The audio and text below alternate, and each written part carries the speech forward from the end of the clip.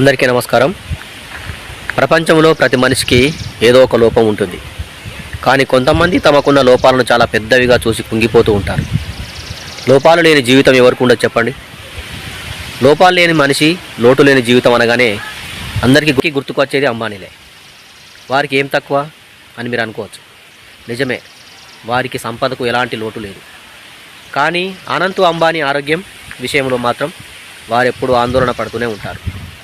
కోట్ల రూపాయలు ఉన్నా చక్కని ఆరోగ్యాన్ని కొనుక్కోవడం కష్టమే. ఏసీ రూముల్లో గంటపాటు కూడా నిద్రపోలేని పరిస్థితి అంబానీది. వాతావరణం చల్లబడిందంటే అతని ఆరోగ్యం క్షీణించడం మొదలవుతుంది. విపరీతమైన ఆస్తమా సమస్యతో బాధపడుతున్న అనంత్ స్టెరాయిడ్స్ వాడటం వల్లే అంతగా లావెక్కిపోయారు. ఇప్పుడు చెప్పండి, అంబానీలకు ఎలాంటి లోటు లేదా? వారికి దేవుడు ఎలాంటి లోపం పెట్టలేదా? ప్రతి మనిషికి అంతో ఇంతో కష్టాన్ని ఇస్తూనే ఉంటాడు.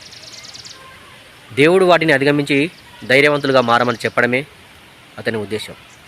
కష్టం ఇచ్చాడని దేవుడిని తిట్టుకునే కన్నా కష్టాన్ని ఎలా దాటాలో ఆలోచిస్తే మీరు సమర్థులుగా, శక్తివంతులుగా మారుతారు. ప్రతి మనిషికి ఏదో ఒక లోటు ఉండే ఉంటుంది. సాధ్యమైతే లోపాన్ని పుడుచుకోవాలి, లేకపోతే ఆ లోటుతోనే బతకడం అలవాటు చేసుకోవాలి. అంతేగాని ప్రతిసారి దాన్ని తలుచుకొని మనసుకు గాయం చేసుకోవడం మంచిది కాదు. కష్టాలు రాగానే కాలాన్ని తిట్టుకుంటూ కూర్చుంటే ఏమి లాభం? ఉన్న కాలం కూడా కరిగిపోతుంది. నాకే ఎందుకు ఇలా అవుతుందని బాధపడే కన్నా ఆ కష్టాన్ని దాటేందుకు ప్రయత్నించి చూడండి. కాలం మంచి ఆటగాడికే సవాలు విసురుతుంది. చేతగాని చోటలను పక్కన పెట్టేస్తుంది. కాలం విసిరిన సవాల్ను మీరు ఎదుర్కొని గెలుపు పొందండి. ఆ గెలుపు ఎంతో గొప్పగా ఉంటుంది. భవిష్యత్తుపై మీలో ఆశలను పెంచుతుంది. నిజం చెప్పాలంటే జీవితంలో గెలిచిన సందర్భాల కన్నా ఓడిపోయిన సందర్భాల నుంచి మనం ఎక్కువగా నేర్చుకుంటాం. జీవితం ఎప్పుడూ పరిపూర్ణంగా ఉండదు. ఏదో ఒక లోపం ఉంటూనే ఉంటుంది.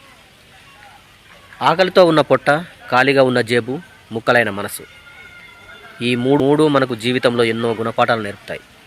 అందుకే జీవితంలో ఎదురైన ప్రతి కష్టం నుంచి ఏదో ఒక పాఠాన్ని నేర్చుకోండి. జీవితం అంటే పుట్టుక నుంచి మరణం వరకు జరిగే ఒక ప్రయాణం. ఆ ప్రయాణం నేషనల్ హైవేలా ఎలాంటి అవాంతరాలు లేకుండా ఉండాలంటే కుదరదు.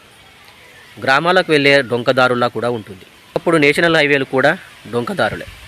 కష్టపడి ఆ దారులో రాళ్ళు రప్పలు పోసి తారును వేసి హైవేలుగా మార్చారు. మీరు కూడా రాళ్ళు రప్పలమయంగా ఉన్న జీవితాన్ని పూలతో నింపుకోవాలి. నేను ఎందుకు అంబానీల కుటుంబంలో జన్మించలేదని బాధపడే కన్నా మీరే అంబానీ అయ్యేందుకు ఓ చరిత్రను సృష్టించేందుకు ప్రయత్నించండి. ఒక మూల కూర్చొని కుంగిపోవడం మానేయండి. విన్నారు కదా మిత్రులారా? ఆలోచిస్తూ కూర్చుంటే ఏదీ సాధించలేం. ధైర్యంగా ఉండండి. మనకు వచ్చిన ఆపదలను తొలగించుకోండి. ఈ ఛానల్ సబ్స్క్రైబ్ చేయండి, లైక్ చేయండి, కామెంట్ చేయండి.